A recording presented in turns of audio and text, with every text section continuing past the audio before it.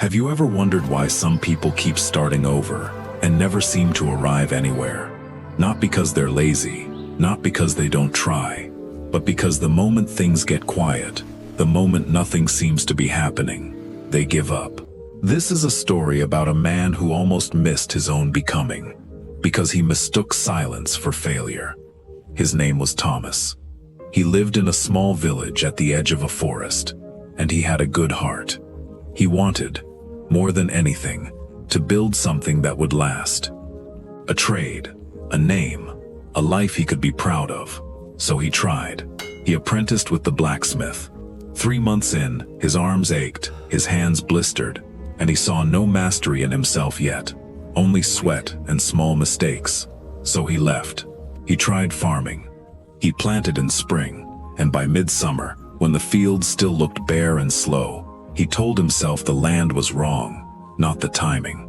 So he left that too. He tried carpentry. Weeks of sanding, measuring, failing to get a single joint right. No masterpiece appeared. So again, he left.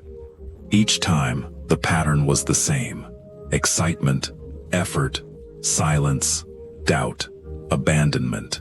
By the time autumn came, Thomas sat alone outside his empty house, and something inside him broke quietly. What is wrong with me? He thought. I try. I really try. But nothing ever grows. He wasn't angry anymore.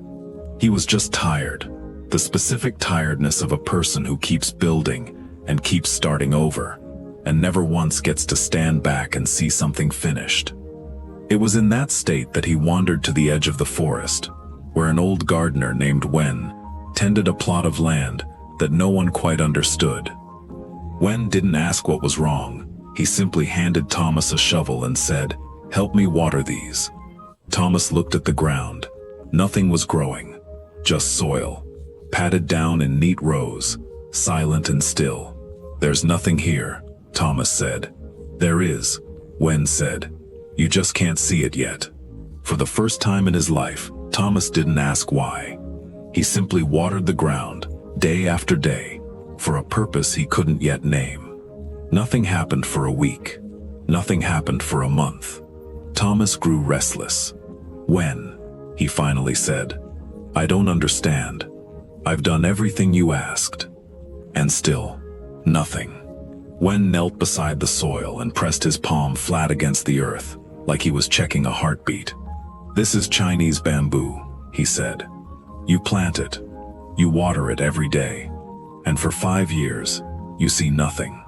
No stem, no leaf, nothing above the ground at all." Thomas frowned. 5 years of nothing? 5 years of this, Wen said, and pointed beneath the soil. Underneath, the roots are spreading wider than you can imagine, getting strong enough to hold what comes next. And then? Wen smiled. Then, in the 6th year, it grows 90 feet in 6 weeks. Thomas sat with that for a long moment. So it wasn't dead, he said slowly. It wasn't failing. It was just underground. Everything worth building is underground first, Wen said. The blacksmith's skill, the farmer's harvest, the carpenter's hands. You kept leaving right before the roots had time to hold. Something in Thomas's chest went very still. He thought of the blacksmith's shop he'd left, the fields he'd abandoned, the half-finished chair still sitting in his empty house. He hadn't failed at any of them. He had simply stopped watering before the 6th year. Thomas went back to the carpenter's bench. This time, when the silence came, when weeks passed and nothing beautiful appeared, he didn't leave. He just kept sanding, kept measuring, kept showing up, the way he'd watered Wen's empty-looking soil. 6 months in, his joints still weren't perfect, but they were better. A year in, people started asking him to build things. 2 years in, his hands had learned things his mind never could have rushed. He never saw the moment it changed. There wasn't one. There was just a long, quiet stretch of watering. And then, one day, he looked up and realized he had become someone who no longer doubted his own hands. Maybe you know this feeling. You start something, a habit, a skill, a version of yourself you're trying to grow into, and for a while, nothing seems to happen. No praise, no results. Just you, alone, doing the same quiet work every day, wondering if it's even working at all. That silence isn't proof you're failing. It might be the only proof that something real is finally taking root. The bamboo doesn't grow slowly. It grows exactly on time. You just weren't there yet to see it. If there's something in your life you've been quietly watering, a skill, a habit, a version of yourself you're still building, don't leave before the 6th year. If this story reached you, subscribe.